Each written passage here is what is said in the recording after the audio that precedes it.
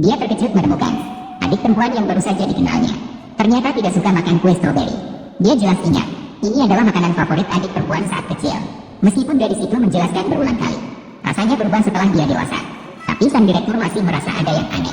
Maka saat adiknya tidak memperhatikan, diam-diam mencabut sehelai rambutnya, bersiap untuk melakukan tes DNA lagi. Dan kecurigaan sang direktur tidak salah. Gadis di depannya memang bukan adik kandungnya, karena kebakaran terjadi di rumah mereka pada saat itu. Dalam kepanikan, dia melihat kakaknya dan adiknya melarikan diri. Dalam keadaan panik, dia membawa adiknya dan kakaknya pergi. Adik perempuan berusia 5 tahun itu kemudian dilemparkan sendirian ke dalam api. Untungnya, gadis kecil itu selamat dari kebakaran. Saya ditemukan oleh seorang bibi yang sedang mengambil kain keesokan harinya. Bibi yang baik hati mengadopsi gadis kecil itu. Dalam sekejap, 14 tahun telah berlalu. Gadis kecil dari masa lalu telah tumbuh dewasa. Setelah lulus, dia magang di perusahaan. Namun saat dia melihat bosnya, dia langsung mengenali bosnya sendiri. Ternyata dia adalah kakak kandungnya yang telah lama hilang. Namun dia tidak memilih untuk mendekat dan mengaku.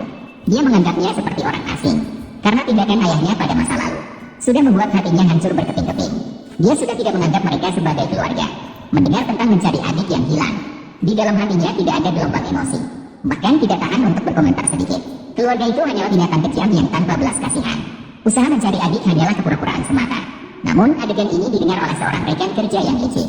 Keesokan harinya ditemukan oleh seorang bibi pengumpul barang bekas.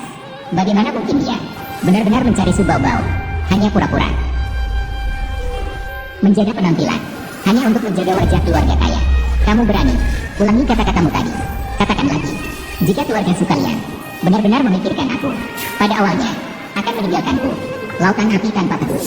Apakah yang kukatakan salah? Berani mengatakan adikku, kamu mencari mati. What's wrong, little brother? Bukankah dia hanya anak liar yang tidak diinginkan orang tuanya? Kamu tidak punya orang tua mengajarmu cara berbicara, kan? Orang tuamu tidak mengajarmu. Aku akan mengajarimu. Ya, saya hanya tidak punya orang tua, anak liar. Bos yang marah langsung memecat gadis itu. Bahkan tidak membiarkan perusahaan manapun merekrutnya. Sampai saat ini, gadis itu juga putus asa. Dia meraih kalung giok yang diberikan ibunya padanya dan melemparkannya ke wastafel drama pendek fiksi. Dan adegan ini juga dilihat oleh rekan kerja yang licik tadi. Dia mengangkatnya dan melihat sepertinya sangat berharga. Maka tanpa sengaja dia menyimpannya. Keesokan harinya, saat wanita licik memberikan dokumen kepada bos, bos segera mengenali kalung giok yang dipakainya di lehernya, yang dulunya dipakai oleh adiknya. Maka dengan cepat dia bertanya dari mana giok itu berasal. Wanita licik itu berbohong bahwa itu miliknya sendiri agar bos tidak tahu bahwa dia mengambilnya. Maka dia berbohong bahwa itu adalah miliknya. Dan kebetulan usia wanita licik itu sama dengan adiknya. Kemudian bos semakin yakin padanya bahwa dia mungkin adalah adiknya yang hilang. Sementara itu, adiknya yang sebenarnya sedang mencari pekerjaan di mana-mana. Namun dia sudah diblokir oleh bos di seluruh kota. Tidak ada satupun perusahaan yang berani menerimanya. Namun ini belum yang terburuk. Ketika dia kembali ke rumah, dia melihat hasil diagnosa kanker ibu tirinya. Untuk menghasilkan uang untuk pengobatan ibu tirinya, dia hanya bisa kembali ke rumah bos. Tolong maafkan saya, bos.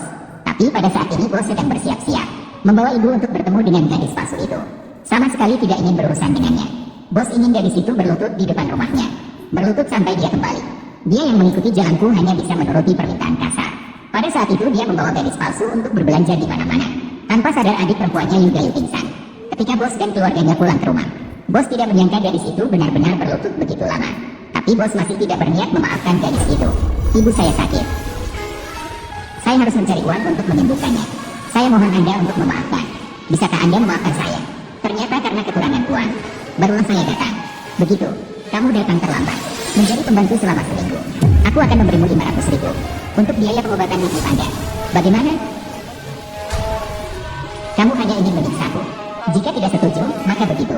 Demi uang, gadis itu harus setuju lagi dengan permintaan bosnya. Maka keesokan harinya dia datang menjadi pembantu rumah tangga. Namun, dia kaget melihat gadis licik menjadi adiknya. Suka. Bagaimana Bai Xiao Xiao bisa digantikan identitasku? Sudahlah, lagi pula aku juga tidak berniat kembali ke rumahku. Dia adalah palsu. Itu tidak ada hubungannya dengan saya. Bagaimana dia bisa di sini? Apakah dia datang untuk membongkar rahasiamu? Kamu berdiri di sini untuk apa? Jangan kotori mata adikku. Pergi. Tidak apa-apa. Dia adalah pembantu baru. Boleh sembarangan diperlakukan. Baiklah. Biarkan aku, gadis kaya palsu, mempermainkan gadis kaya sejati. Benar-benar bodoh. Tapi Anmo ada di sini.